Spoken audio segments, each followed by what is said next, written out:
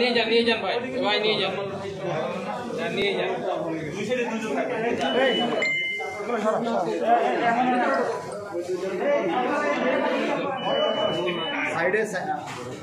আওয়ালের কাছ থেকে সুমন প্রতি মাসে মাসোয়ারা বাবদ 10 থেকে 12,000 টাকা গ্রহণ করত।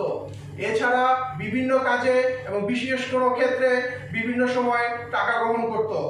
এই সন্ত্রাসী দল এলাকায় চাঁদাবাজি, ছিনতাই, রিক্সা টোকেন বাণিজ্য, মাদক, জুয়া সহ অন্যান্য অপরাধমূলক কার্যক্রমে জড়িত ছিল। উক্ত নৃশংস হত্যাকাণ্ডের সাথে জড়িত অন্যান্য আসামিদের গ্রেফতারে র্যাব অভিযান চালিয়ে যাচ্ছে। উপরোক্ত বিষয়ে আইনানুগ ব্যবস্থা প্রক্রিয়াধীন। প্রাথমিকভাবে জিজ্ঞাসাবাদে আমরা অ্যাকচুয়ালি এই হত্যাকাণ্ড কত টাকার বিনিময়ে হয়েছে এই ব্যাপারে এখনো আমরা কোনো তথ্য পাইনি। যেটা আমরা পেয়েছি, সুমন আমাদের যে 1 নম্বর যে আসামি আওয়ালের সাথে দীর্ঘদিন যাবৎ আমাদের এই আওয়ালের বিভিন্ন ব্যবসা বা বিভিন্ন কাজের সাথে সে জড়িত। জমি দখল সহ বিভিন্ন কাজে সুমন সহযোগিতা করে আসছিল। তো এই জমি দখল সহ বিভিন্ন কাজে যখন আওয়ালের সাথে শাহিনুদ্দিনের বনিবনা হচ্ছিল না, তখন সুমন সহ সুমনের যে গ্রুপে তাদেরও একটি ক্ষোভ ছিল শাহিনুদ্দিনকে মেরে ফেলার ব্যাপারে। তো প্রাথমিকভাবে আমাদের জিজ্ঞাসাবাদে ওদের কাছ থেকে এখনো আমরা কত টাকার বিনিময়ে এই হত্যাকাণ্ড সংঘটিত হয়েছে এটা পাইনি। ভিকটিমের সাথে কথা বলে আমরা জানতে পারি যে এটা 30 লক্ষ টাকা চুক্তি হয়েছে। প্রাথমিকভাবে আমরা যেটা জেনেছি, হত্যাকাণ্ডের পরপর সুমন, মনির, মানিক সহ এরকম কয়েকজনকে আপাতত গা ঢাকা দেওয়ার জন্য 1000 টাকা দিয়েছিল। কারণটা হত্যাকাণ্ডের কারণটা কি মনে হচ্ছে, কি করে হত্যাকাণ্ড হলো, কি বলছে আওয়ালকে গ্রেফতারের পরে এই পরিকল্পনার বিষয়ে সে কি বলছে? প্রাথমিকভাবে আমরা যেটা জেনেছি, আপনারা জানেন আমরা আওয়ালকে আজকে মধ্যরাতে গ্রেফতার করেছি এবং কিছুক্ষণ আগে আমরা আওয়ালকে ভৈরব যেখানে ওনার একটা দরগা শরীফ আছে, ওখানে একটা দরগা শরীফ আছে, চাঁদপুর একটা দরগা শরীফ আছে, দরগা শরীফ থেকে তাকে আমরা গ্রেফতার করছি। গ্রেফতার পরবর্তী জিজ্ঞাসাবাদে আওয়াল ঘটনার সাথে সংশ্লিষ্ট থাকার কথা উনি জানিয়েছেন এবং ওনার বক্তব্যের মাধ্যমে আমরা জেনেছি যে সুমন বা এলাকায় যে ওনার যে জমি ব্যবসা আছে, যে ওনার আলীনগর প্রকল্প রয়েছে, জমি সংক্রান্ত বিরোধ ছিল শাহিনের সাথে, বা উনি যেটা বলেছেন যে ঘটনার সাথে ওনার সংশ্লিষ্টতা প্রাথমিকভাবে আমরা জেনেছি। বাকিটা আমরা বিস্তারিত ওনার সাথে তদন্তের জিজ্ঞাসাবাদে বাকিটা পাওয়া যাবে। উনি কিন্তু বলেছেন যে ওনার ভাষণ হচ্ছে আমরা আপনি যদি বলেন আমরা আওয়ালকে গ্রেফতার করেছি, প্রথমত যে হত্যা মামলা হয়েছে এই হত্যা মামলার 1 নম্বর এজাহারভুক্ত আসামি হিসেবে আমরা মোহাম্মদ আওয়ালকে গ্রেফতার করেছি এবং বিভিন্ন সূত্র যেমন আমরা হাসানকে গ্রেফতার করেছি, যে হাসান ভিকটিমকে আমাদের নিহত শাহিনুদ্দিনকে সাক্ষীকোপ দিয়েছে। হাসানের ভাষ্য মতে হাসানের পাশে থেকেই সুমন আমাদের যে 1 নম্বর আসামি মোহাম্মদ আওয়ালকে ফোনে বলেছে সাব ফিনিশ। এরকম বিভিন্ন সূত্র এবং প্রেক্ষাপট বিবেচনায় আমরা দেখেছি ঘটনার সাথে মোহাম্মদ আওয়ালের সংশ্লিষ্টতা রয়েছে। তাহলে মূল বিষয়টা কি, জমিকে বিরোধ? প্রাথমিকভাবে জিজ্ঞাসাবাদে আমরা এখনো ওই মামলার সাথে এটা এখনো সংশ্লিষ্ট পাইনি, বাট আমরা যেটা জেনেছি 21 বা 22 রোজার দিকে একবার এই গ্রুপের সাথে, সুমন গ্রুপের সাথে শাহিনুদ্দিনের একটি মারামারি হয়। পরবর্তীতে আমরা এটাও জেনেছি শাহিনুদ্দিনকে উক্ত মারামারি ঘটনায় শাহিনুদ্দিনকে পল্লবী থানায় গ্রেফতার করে এবং শাহিনুদ্দিন ঘটনার 5-7 দিন আগে জামিনপ্রাপ্ত হয়ে শাহিনুদ্দিন বাসায় আসে। সন্ত্রাসী গ্রুপটা কি শুধুমাত্র এই একটিমাত্র ক্লিন করেছে না, এর আগেও জমি বিরোধে আরো কোনো ক্লিন করেছে কিনা বা আরো কোনো হত্যা মিশন করেছে কিনা সে বিষয়ে আপনারা জানেন? প্রাথমিকভাবে জিজ্ঞাসাবাদে আমরা জানতে পারি গত 2 মাসে যারা এই সুমন গ্রুপ সহ বিভিন্ন সন্ত্রাসীদের নামে পল্লবী থানায় 6টি মামলা হয়েছে, আর এগুলো সবগুলোই মাদক সংক্রান্ত বা অন্যান্য মারামারি সংক্রান্ত, কোনো হত্যা মামলা সংক্রান্ত আমরা এখন কোনো তথ্য পাইনি। এমপি আওয়ালের বিরুদ্ধে কোন মামলা হয়েছে কিনা আর হত্যা মামলা সংক্রান্ত কোনো অভিযোগ বা মামলা আছে কিনা? আমরা প্রাথমিক জিজ্ঞাসাবাদে বা প্রাথমিক তদন্তে জেনেছি যে মোহাম্মদ আওয়াল উনি জমি জমার ব্যবসা করতেন, জমি ক্রয় বেচা কেনা করতেন এবং অনেক ক্ষেত্রে তা অনেক ভুক্তভোগী রয়েছে যারা ওনার কাছে জমি বুকিং দিয়েছে বা জমি ক্রয় করেছে কিন্তু জমি এখনো খুঁজে পান নাই। এটা আমরা বিভিন্ন সূত্র মারফত শুনেছি। এটা পরবর্তীতে তদন্ত সাপেক্ষে বিস্তারিত আপনাদেরকে জানাতে পারবো। আচ্ছা, আমরা যতটুকু জানি ওই প্রকল্পের আশেপাশে একজন সাবেক মেজর মুস্তফা নামে একজন সাবেক মেজরেরও কিছু জমি আছে, উনিও জমি দখল করার জন্য পায়চারা করতেছিল। এই জমি দখল নিয়ে আওয়াল এবং ওই সাবেক মেজরের সঙ্গে একটা মামলা হয়েছে। হ্যাঁ, মামলা হয়েছে। তো এই হত্যাকাণ্ডের সঙ্গে ওই সাবেক মেজর বা তার বিরুদ্ধে কোনো সংশ্লিষ্টতা আছে? এটা আপনি যেটা বলেছেন এই ঘটনাটা আমরাও শুনেছি, এটা আমরা খতিয়ে দেখছি। যেটা হয়েছে আমাদের মোহাম্মদ আওয়ালের যে প্রজেক্ট রয়েছে যে আলীনগর প্রকল্প, এই প্রকল্পে অনেক সাবেক কর্মকর্তা বর্তমান কর্মকর্তা সহ বিভিন্ন লোকজন ওনার এই প্রজেক্টের আশেপাশে জমি কিনেছে। তো এই ক্ষেত্রে হতে পারে অনেক ক্ষেত্রেই জমি জমা সংক্রান্ত ঝামেলা থাকতে পারে। এটা আমরা এখনো এই ব্যাপারটা আমরা দেখি, ভবিষ্যতে আমরা তদন্ত করে খতিয়ে দেব। সুমনের রাজনৈতিক পরিচয়টা একটু পরিষ্কার করে বলুন। সুমনেরকে আমরা এখনো গ্রেফতার করিনি। সুমনকে ডিবি গ্রেফতার করেছে। প্রাথমিকভাবে আমরা যাদেরকে গ্রেফতার করছি তাদের কাছ থেকে সুমনের কোনো রাজনৈতিক পরিচয় আমরা পাইনি। আমরা পেয়েছি সুমন একজন সন্ত্রাসী, একজন মাদক সেবী এবং এলাকায় মাদক ব্যবসার সাথে জড়িত এবং এলাকায় বিভিন্ন জমি দখল, চাঁদাবাজি সহ বিভিন্ন অপকর্মের সাথে লিপ্ত। আমাদের কাছে সুমন একজন সন্ত্রাসী হিসেবে পরিচিত। 21 তারিখ রাজধানীর পল্লবীতে নিজ সন্তানের সামনে শাহিনুদ্দিনকে সন্ত্রাসীরা চাপাতি, রামদা সহ বিভিন্ন দেশীয় অস্ত্র দিয়ে কুপিয়ে নৃশংসভাবে হত্যা করে। এই নির্মম ঘটনার সহিত যারা সংযুক্ত ছিল, যারা জড়িত ছিল তাদের বিরুদ্ধে র্যাব অভিযান শুরু করে। উক্ত নির্মম ঘটনায় সাইফুদ্দিনের মাতা মোসাম্মদ আকলিমা রাজধানীর পল্লবী থানায় একটি হত্যা মামলা দায়ের করে। উক্ত মামলায় 20 জন আসামি এবং 14 থেকে 15 জন অজ্ঞাতনামা আসামি বলা হয়। ইতিমধ্যে হত্যাকাণ্ডটি সারা দেশে ব্যাপক চাঞ্চল্যের সৃষ্টি করে। উক্ত হত্যাকাণ্ডে জড়িতদের আইনের আওতায় আনতে র্যাবের গোয়েন্দা দল এবং র্যাব 4 অভিযান শুরু করে। উক্ত অভিযানের ধারাবাহিকতায় গত 19 মে 2021 তারিখ 11:30 ঘটিকায় চাঁদপুর হতে এই নৃশংস ঘটনায় সরাসরি জড়িত হাসানকে র্যাব গ্রেফতার করে। পরবর্তীতে অদ্য 20 মে 2021 03:00 ঘটিকায় ভৈরবপুর হতে উক্ত ঘটনার মূল পরিকল্পনাকারী, মূল হোতা, নির্দেশদাতা 1 নম্বর এজাহারভুক্ত আসামি মোহাম্মদ আউয়ালকে গ্রেফতার করা হয়। এছাড়া অদ্য 05:00 ঘটিকায় বাউফল পটুয়াখালী হতে এজাহার নামীয় 19 নম্বর আসামি মোহাম্মদ জহিরুল ইসলাম বাবুকে গ্রেফতার করা হয়। প্রাথমিক জিজ্ঞাসাবাদে গ্রেফতারকৃতরা হত্যাকাণ্ডের সাথে নিজেদের সংশ্লিষ্টতা স্বীকারোক্তি দিয়েছে। গ্রেফতারকৃতদের জিজ্ঞাসাবাদে জানা যায় মূলত জমি সংক্রান্ত বিরোধ থেকে উক্ত হত্যাকাণ্ড সংঘটিত হয়।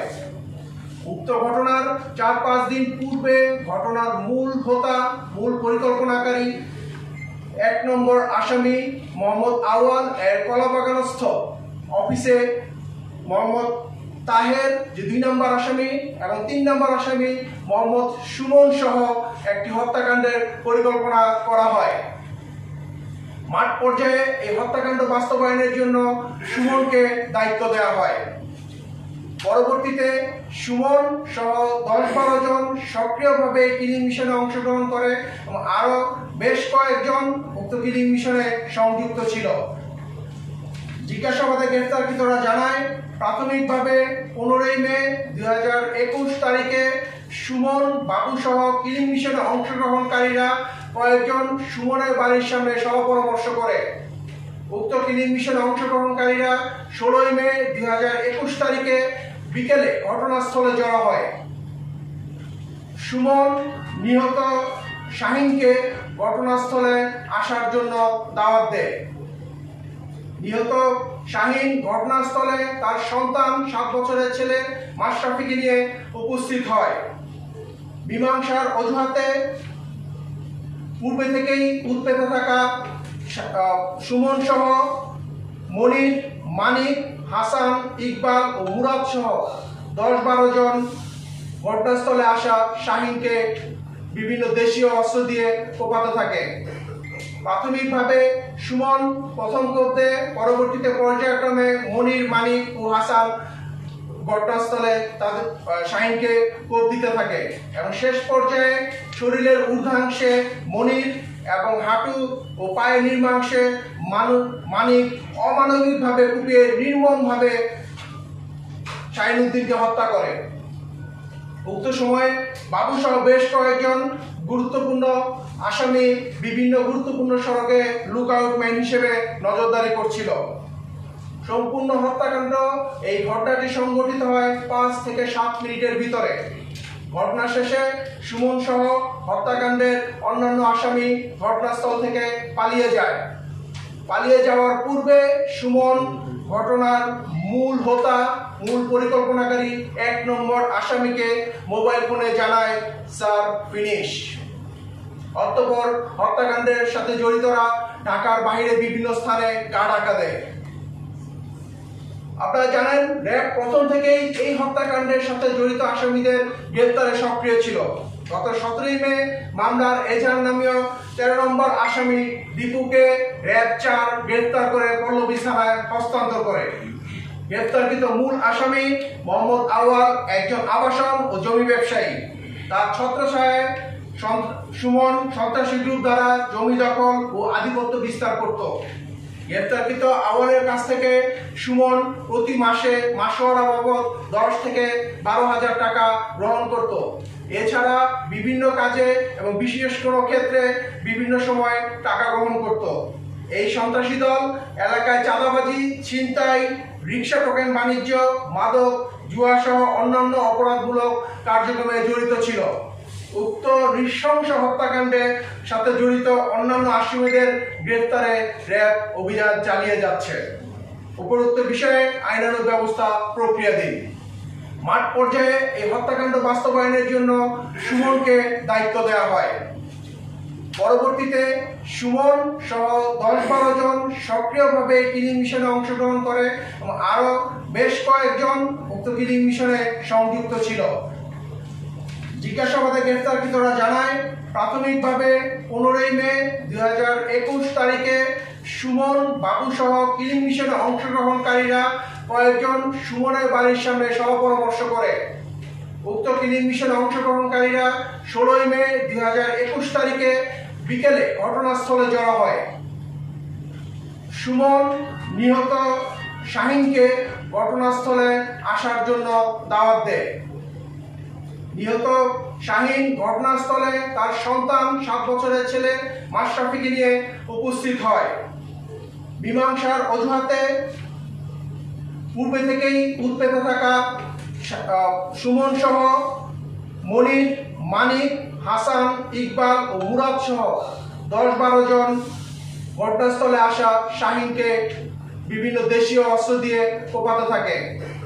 প্রাথমিকভাবে সুমন প্রথম কোপে, পরবর্তীতে পর্যায়ক্রমে মনির, মানিক ও হাসান ঘটনাস্থলে তাদের শাহিনকে কোপ দিতে থাকে এবং শেষ পর্যায়ে শরীরের ঊর্ধ্বাংশে মনির এবং হাঁটু ও পায়ের নিম্নাংশে মানিক অমানবিকভাবে কুপিয়ে নির্মমভাবে শাহিনুদ্দিনকে হত্যা করে। উক্ত সময়ে বাবু সহ বেশ কয়েকজন গুরুত্বপূর্ণ আসামি বিভিন্ন গুরুত্বপূর্ণ সড়কে লুকআউট ম্যান হিসেবে নজরদারি করছিল। সম্পূর্ণ হত্যাকাণ্ড এই ঘটনাটি সংঘটিত হয় 5 থেকে 7 মিনিটের ভিতরে। ঘটনা শেষে সুমন সহ হত্যাকাণ্ডের অন্যান্য আসামি ঘটনাস্থল থেকে পালিয়ে যায়। পালিয়ে যাওয়ার পূর্বে সুমন ঘটনার মূল হোতা, মূল পরিকল্পনাকারী 1 নম্বর আসামিকে মোবাইল ফোনে জানায় স্যার ফিনিশ। অতঃপর হত্যাকাণ্ডের সাথে জড়িতরা ঢাকার বাইরে বিভিন্ন স্থানে গা ঢাকা দেয়। আপনারা জানেন, র্যাব প্রথম থেকেই এই হত্যাকাণ্ডের সাথে জড়িত আসামিদের গ্রেপ্তারে সক্রিয় ছিল।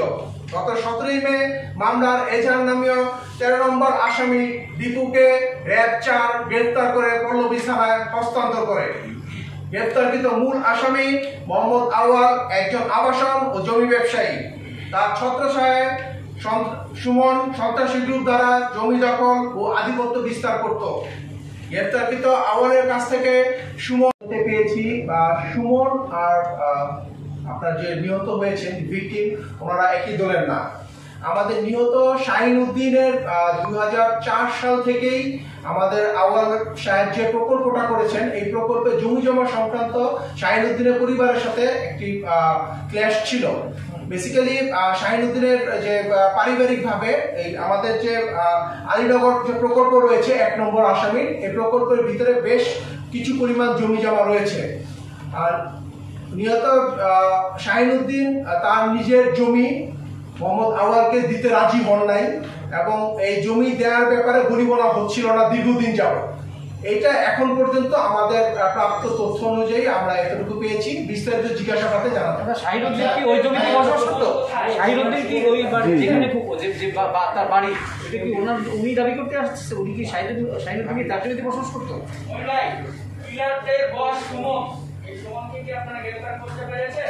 আপনার কিছুক্ষণ আগে ব্রিফিং হয়েছে, সুমন ডিবি কর্তৃক গ্রেপ্তার হয়েছে।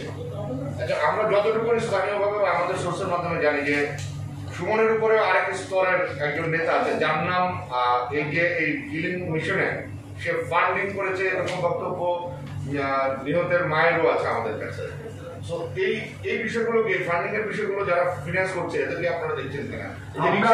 রিক্সা টোকেনের বাড়িতে যেটা বললেন, আমরা ঘটনার সাথে সংশ্লিষ্টতা আমরা যতটুকু পেয়েছি, আমরা পেয়েছি মোহাম্মদ আওয়ালের ম্যানেজার হিসেবে মোহাম্মদ তাহের, সে ঘটনা পরিকল্পনার সাথে সংযুক্ত ছিল। আমরা পেয়েছি সুমনের খালাতো ভাই আছে টিটু, যে মামলার এজাহারভুক্ত আসামি, সেও পরিকল্পনা বা আপনি যেটা বলেছেন অনেক ক্ষেত্রে আমরা প্রাথমিক তদন্তে জেনেছি টিটুর মাধ্যমে সুমনের কাছে টাকা এসেছে। আমরা টিপুকে গ্রেপ্তারের জন্য চেষ্টা করছি। টিটুকে গ্রেপ্তার যদি আমরা করতে পারি তাহলে এই ক্ষেত্রে আমরা আরো তথ্য পাবো। আর দু নামে একজন আইন প্র্যাকটিশনারের নাম আসছে যে এইটা টিম লিডার, এই বিষয়টা আপনার আদুর বিষয়টা কি জানেন? আমরা প্রাথমিকভাবে ওদেরকে গ্রেপ্তারের পরে এখনো আমরা এই নামটা শুনিনি। পরবর্তীতে জিজ্ঞাসাবাদে আমরা পেলে আপনাদেরকে আমরা জানাবো। 2015 সালে এই একই এলাকায় চঞ্চল নামের একটা ছেলে, বিদ্রোহ ছেলে, সংক্রান্ত বিরোধ। আচ্ছা, আরেকটা বিষয় যে এই যে হাসান এবং এই বাবু কোন দলের সঙ্গে সম্পৃক্ত কিনা? না, আমরা ওনাদের প্রাথমিক জিজ্ঞাসাবাদে ওনাদের সাথে কোনো দলের সঙ্গে সংশ্লিষ্ট পাইনি। প্রাথমিকভাবে আমরা যেটা দেখেছি তারা মাদকাসক্ত, তারা এলাকায় বিভিন্ন রিক্সা টোকেন বাণিজ্য বা বিভিন্ন চাঁদাবাজির সাথে তারা জড়িত এবং সুমন বাহিনী হিসেবে যদি বলা হয়, সুমন বাহিনীর একজন সদস্য হিসেবে হাসান সুমনের ডান হাত হিসেবে সেখানে পরিচিত।